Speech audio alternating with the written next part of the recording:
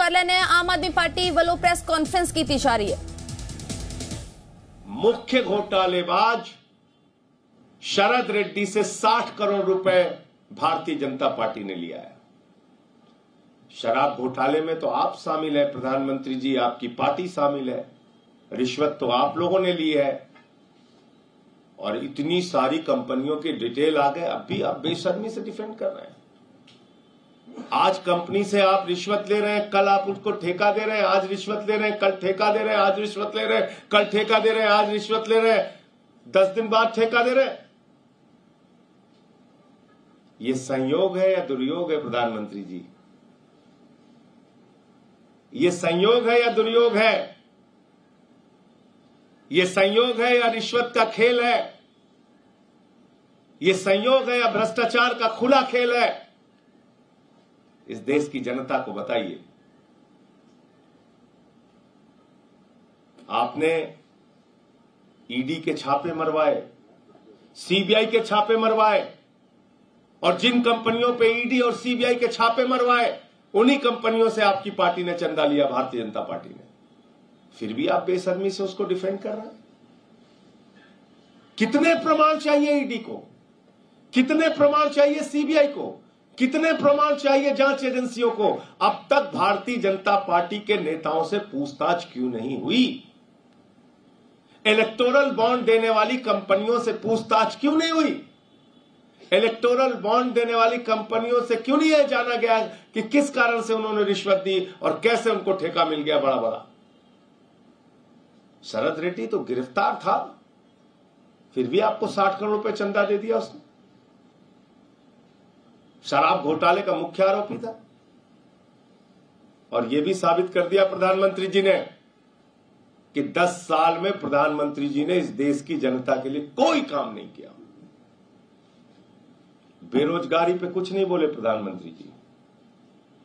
जिस बेरोजगारी से देश का युवा कराह रहा है उस बेरोजगारी पे प्रधानमंत्री जी नहीं बोलते। महंगाई पर कुछ नहीं बोले प्रधानमंत्री जी।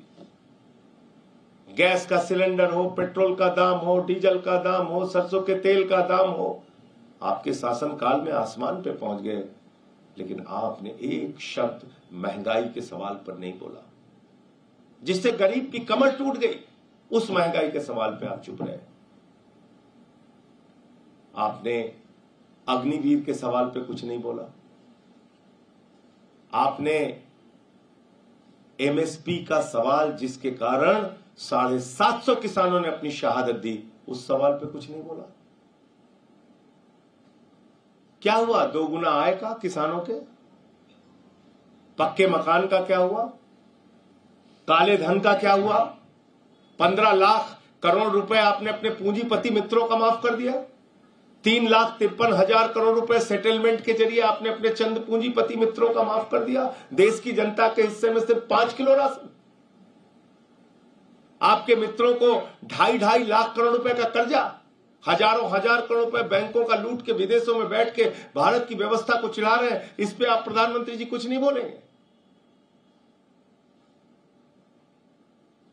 तो इसलिए कल की जो उनकी बातचीत थी, जो उनका इंटरव्यू था, उसने भारत की जनता को 140 करोड़ लोगों को निराश किया है और प्रधानमंत्री जी के और उनकी पार्टी के चेहरे को पूरे देश के सामने बेनकाब किया है।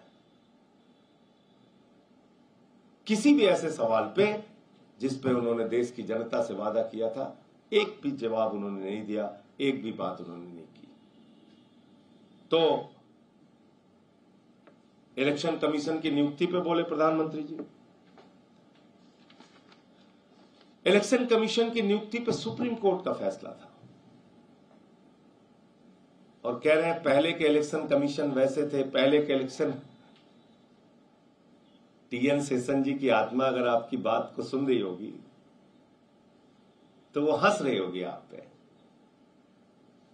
प्रधानमंत्री जी, टीएन शेषन जी इस देश के मुख्य चुनाव आयुक्त थे और उस समय चाहे कांग्रेस पार्टी हो, चाहे भारतीय जनता पार्टी हो, चाहे उस समय की जितनी पार्टियां हैं, भले ही उनकी सख्ती के कारण नाराजगी उनमें रही हो, लेकिन किसी ने भी उनकी निष्ठा, उनकी ईमानदारी, उनके काम पे सवाल नहीं उठाया। देश की जनता ने कहा नहीं, ऐसा मुख्य चुनाव आयुक्त होना चाहिए।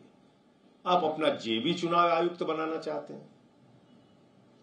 आप चुनाव आयोग में ऐसे लोगों को बिठाना चाहते हैं जो आपकी मर्जी से काम करें। उनकी नियुक्ति आप क्यों चाहते हैं? और क्या भारत के मुख्य न्यायाधीश पे भी आपको विश्वास नहीं? अगर कमेटी में कोई एक पॉलिटिकल पार्टी का व्यक्ति और बढ़ गया होता, मैं मान सकता हूं आपकी आपत्ति, ठीक है, होनी चाहिए कि लीडर ऑफ अपोजिशन के साथ कोई दूसरी पार्टी का व्यक्ति बढ़ जाता, कोई राजनीतिक व्यक्ति बढ़ जाता, उस पर आपकी आपत्ति तो जायज थी, समझ में आता है। भारत के मुख्य न्यायाधीश पे आपको भरोसा नहीं? कमेटी से आपने उनको भी बाहर कर दिया,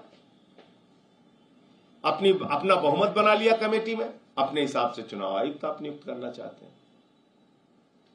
ईडी सीबीआई के दुरुपयोग को आप डिफेंड कर रहे हैं, कह रहे हैं इतने परसेंट उतने परसेंट। किसको सिखा रहे हैं भाई? किसको सिखा रहे हैं? शराब घोटाले में 35 आरोपी हैं। कितनों की गिरफ्तारी हुई है बता दीजिए, कितने लोग जेल में? राजनीतिक व्यक्ति 3-4 आप अंदर करते हैं, बाकी जो गैर राजनीतिक होते हैं उनको अप्रूवर बना के बाईपास करके छोड़ देते हैं। फिर कहते हैं देखिए हमने तो सिर्फ 3% नेताओं पे कार्रवाई की है। अच्छा, कुल कितनी कार्रवाई की है? कुल कितना कन्विक्शन रेट है ईडी का? 0.5%। इस देश की जनता को पता होना चाहिए 0.5% ईडी का कन्विक्शन रेट है। 8000 छापेमारी की है उन्होंने 10 साल में। तो आप मुझे बताइए, आप ईडी सीबीआई की कार्रवाई को डिफेंड कर रहे हैं? आपकी तानाशाही को, आपके पार्टी के भ्रष्टाचार को इस देश की जनता अब जान चुकी है, और यह भी जान चुकी है कि अब आप महंगाई पे नहीं बोलेंगे, अब आप किसानी पे भी नहीं बोलेंगे, अब आप बेरोजगारी के सवाल पे भी नहीं बोलेंगे। क्या ललकार के आप 14 के पहले कहते थे घर से निकलना तो सिलेंडर देख के जाना, इस बार तो आपने नहीं बोला प्रधानमंत्री जी। इस बार बोलिए किसी चुनावी रैली में, हम लोग प्रतीक्षा करेंगे कि घर से निकलना तो मोटरसाइकिल देख के जाना।